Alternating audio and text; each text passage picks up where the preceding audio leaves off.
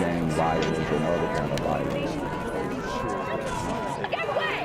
I could be at work, at school, in my car, I can still get shot by the police, but I can get shot anywhere. So it is what it is.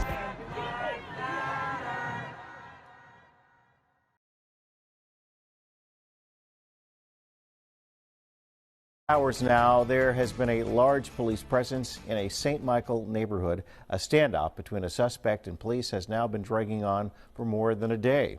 Our Bill Keller has been in St. Michael all morning long. He joins us now live with the very latest on what appears to have turned into a bit of a stalemate. Bill, good morning.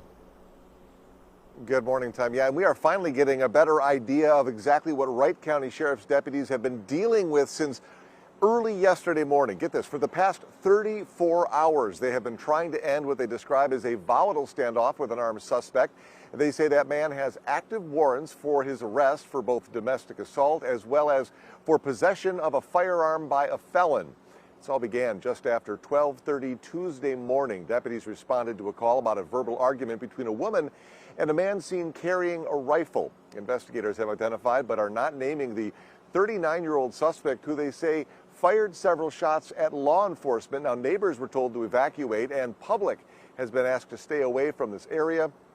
In fact, a large perimeter has been set up for more than a day now, closing numerous roads, including County Road 35, which really turns into Main Street right through St. Michael. Now, we've also learned that summer school programs at St. Michael Elementary have been canceled for the day. This morning, parents notified of that threat in the neighborhood where that school is located. But, Tom, it is still unclear how or when this standoff will be resolved. Back to you. A police standoff that lasted nearly 2 days is over. Investigators say the suspect was shot. Within the last hour and a half, our crew saw them wheel the man out on a stretcher and load him into a North Memorial helicopter.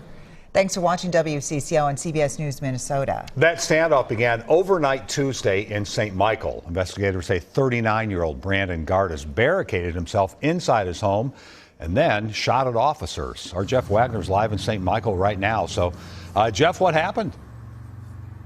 I'm here on the corner of MLK and Frederick Douglass, where a shooting just took place. And as you can see, it's a pretty rough area. So I'm basically risking my life reporting on this madness. So make sure you do me a favor and hit the subscribe button. Like the video, hell, share the video. And make sure you go ahead and leave a comment down in the comments section to continue the discussion on how we can find solutions to all this son violence in the streets.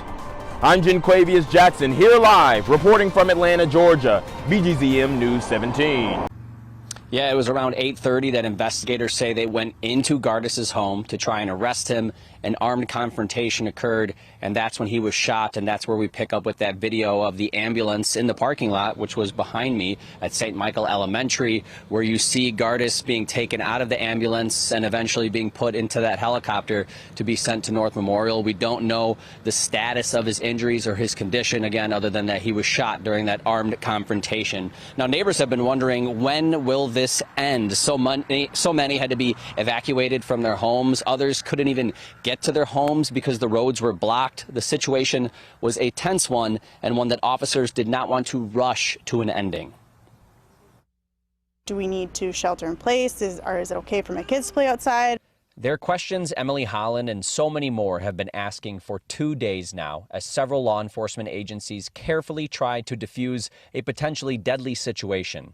A gunman, identified as Brandon Gardas, refusing to leave his home, even firing at officers. And knowing that he's already shot rounds towards officers, that's got to be paramount in the decisions. The incident started as a 911 call about a man with a gun arguing with a woman. Other children were in the home as well, but by Tuesday night, investigators say Gardas was alone inside.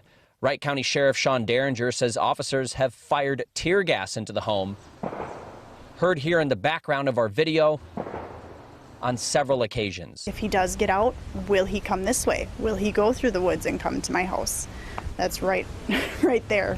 WCCO's drone shows armored vehicles in Gardas's yard. The homes nearby were evacuated.